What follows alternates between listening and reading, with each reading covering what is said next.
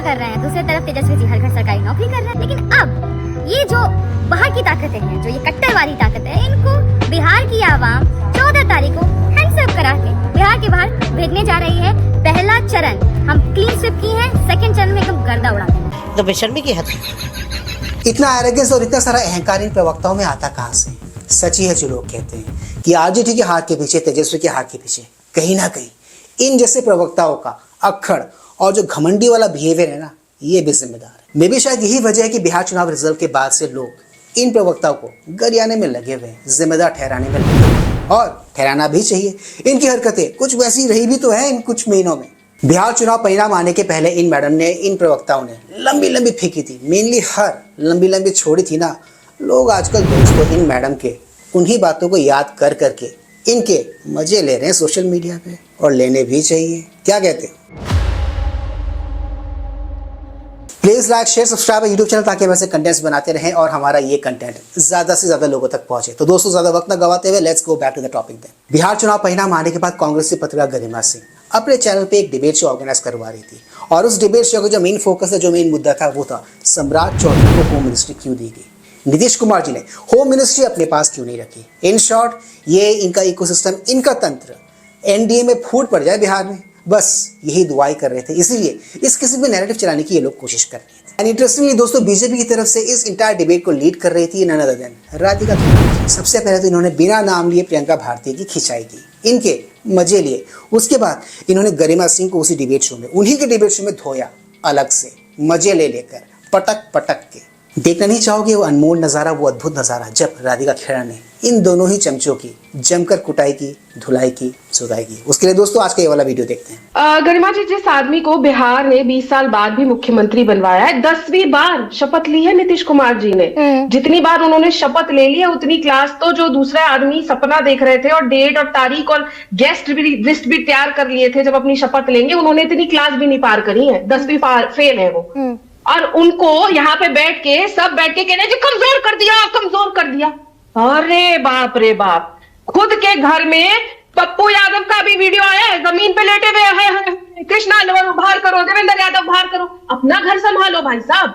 हमें बिहार ने जिम्मेदारी दी है 20 साल बाद भी कि आप ही चलाएंगे सुशासन। बाबू बिल्कुल, सुशासन का मतलब क्या सिर्फ गृह मंत्रालय होता है? स्ट्रॉन्ग गवर्नेंस मॉडल होता है, वो गवर्नेंस कर रहे हैं और आप लोगों ने लगातार कहा था। और उस स्ट्रॉन्ग गवर्नेंस मॉडल में राधिका, एक सेकंड, उसी स्ट्रॉन्ग गवर्नेंस मॉडल में राधिका ये हनक दिख रही है कि बीजेपी पहली बार सबसे बड़ी पार्टी बनी है और इसीलिए 20 साल में पहली बार नीतीश कुमार को होम डिपार्टमेंट से चलता कर दिया गया है। गरिमा जी, आपने और मैंने सैकड़ों डिबेट करी है बिहार के मुद्दे पर।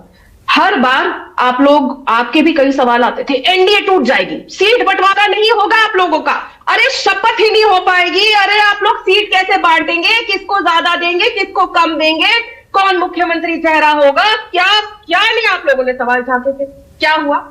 सामने वाली पार्टी क्या थी? इतना सर फटुवल हो गया, इतनी औकात नहीं थी, माफ करिएगा इतना बड़ा शब्द इस्तेमाल कर रही हूं, लेकिन लठबंधन में इतनी औकात नहीं थी कि अपना मुख्यमंत्री चेहरा बिहार के आगे लाके रख सके। नहीं तो हमने जितना, एक सेकेंड राधिका, ड्यूरिंग इलेक्शन जितनी बातें कही, भाई नीतीश कुमार को, नहीं सुनिए ना राधिका, थोड़ा सा पेशेंस, थोड़ा सा पेशेंस रखिए। बट ड्यूरिंग इलेक्शन नहीं, मालिक नौकर कुछ नहीं, सुनिए शांति से सुन लीजिए। ड्यूरिंग इलेक्शन सबसे ज्यादा सवाल किस बात पर उठे? बीजेपी नीतीश कुमार को मुख्यमंत्री नहीं बनाएगी। नीतीश कुमार ने कल शपथ ले ली, लेकिन 24 घंटे बाद उसका आफ्टर इफेक्ट सामने आ गया। गरिमा जी, यही सम्राट चौधरी और नीतीश कुमार पैरेलल हो सकते हैं क्या? पहले तो गरिमा जी, आप ना अपनी ना खुद के शोज बाद में देखा करिए। अच्छा, दोबारा हाँ। आप यहाँ पे बैठ के मेरे से पहले जो बोल रहे थे रंजन साहब, उनको आपने एक बार नहीं टोका जब वो अपनी बात बोल रहे थे। आप सवाल करते हैं तो सवाल का पूरा जवाब सुना करिए। पत्रकार और पॉलिटिशियन में फर्क होता है, उनको इंटरोगेट थोड़ी करना है मुझे। आई नो ये आपका शो है, आप राधिका, कौन बोलेगा या कौन नहीं, लेकिन अगर मैं आपकी गेस्ट को नहीं करना है भाई, मुझे बीजेपी की प्रवक्ता को इंटरोगेट करना है। बोलेंगी, फिर आप बीच में बोलेंगी। अगर आप किसी को गेस्ट के तौर पे बुलाती है, एक्सटेंड दैट जवाब दे दीजिए भाई, equally to everyone, equally to everyone, equally madam. दूसरी बात, मैं आधी आबादी हूं, अपना पूरा हक तो मांगूंगी आपसे। दूसरी बात, अब आप बोल रही हैं कि यहाँ पर जी नीतीश कुमार जी मुख्यमंत्री बनेंगे नहीं बनेंगे। हम तो पहले दिन से कह रहे थे और आपके शो पे ठोक करके मैं बोल के गई थी कई बार कि हमारे यहाँ पे मुख्यमंत्री की कुर्सी खाली नहीं है। नीतीश जी मुख्यमंत्री चेहरा है, नीतीश जी मुख्यमंत्री है। और मैं ये लगातार कहती थी, तब भी आपको तकलीफ होती थी। तो डिनाई कर दीजिए आज इस बात को कि विजय कुमार सिन्हा ने ऑन रिकॉर्ड कहा जब तक बिहार में हमारा मुख्यमंत्री नहीं होगा हमारे सीने की आग ठंडी नहीं होगी। डिनाई कर दीजिए इस बात को। आपके उप मुख्यमंत्री ने कहा, मेरे देश के गृह मंत्री अमित शाह जी ने कहा देयर इज नो वैकेंसी मुख्यमंत्री पद के लिए। डिनाई कर दीजिए इस बात। अमित शाह ने एक बार कहा 25 से 30, फिर से नीतीश। लाइए वो बयान, में माफी मांगूंगी आपसे ऑन एयर। मतलब अब गरिमा सिंह तय करेंगी कि उनका भाषण भी क्या होगा। गृह मंत्री जी ने कहा there is no vacancy. Simple है, आप थोड़ी तय करेंगे कि गृह मंत्री इस देश के क्या बोलेंगे। आप ये तय कर सकती है कि आप मुझसे क्या सवाल पूछेंगी। अरे भाई, मैं सिंपली आपसे यही तो सवाल पूछ रही हूँ। सुनिए राधिका, अरे भाई यहाँ पर सुनिए, गैंगवॉर मत शुरू कीजिए। गृह मंत्री का जवाब क्या होगा? गैंगवॉर मत शुरू कीजिए राधिका, वही सवाल पूछ रही हूँ। ये बीजेपी की, सुनिए, अच्छा रुकिए एक सेकंड। विजय कुमार सिन्हा, अश्विनी चौबे, जेपी नड्डा, सब ने ये ख्वाहिश जाहिर की थी ना राधिका खेड़ा कि हम अपना मुख्यमंत्री हिंदी हार्टलैंड में, Bihar is the only state मुझे आप जहाँ पे हम अपना मुख्यमंत्री नहीं बना पाए, बनाना चाहते हैं। 40 सेकंड दीजिएगा अनइंटरप्टेड। ये ख्वाहिश तो है ना। बातें सुनी। 40 सेकंड क्यों नहीं होनी चाहिए ख्वाहिश? आपकी ख्वाहिश नहीं है कि आपका एक दिन न्यूज चैनल हो? आपकी ख्वाहिश नहीं है कि आप पूरी हेड बने न्यूज 24 की? ख्वाहिश क्यों नहीं होनी चाहिए? सबके पास हक है। और यहाँ पे बैठ के मुझसे पहले जो दोस्त जो बोले जा रही थी चीजें, और आप भी बोल रही थी और सब बोल रहे थे कि ये छोटा कर दिया, ये कर दिया, वो कर दिया। अरे हमारा परिवार है। मुख्यमंत्री जी नीतीश कुमार जी ने तय किया कि उनको कौन अपने कैबिनेट में कौन से पोस्ट पे चाहिए। हमारे गठबंधन ने तय किया हमें कौन चाहिए। जैसे आपके चैनल में अनुराधा जी तय करती हैं कौन मैनेजिंग डायरेक्टर होगा, कौन आउटपुट है। मतलब आप कह रहे हैं इस इंटायर डिबेट को सुनने देखने के बाद गरिमा सिंह का जो लॉजिक मेरी समझ में आया वो यही है कि किसी भी इंसान को जॉब में रहते हुए प्रमोशन की चाह नहीं रखनी चाहिए, जैसे कि ये मैडम नहीं रखती है।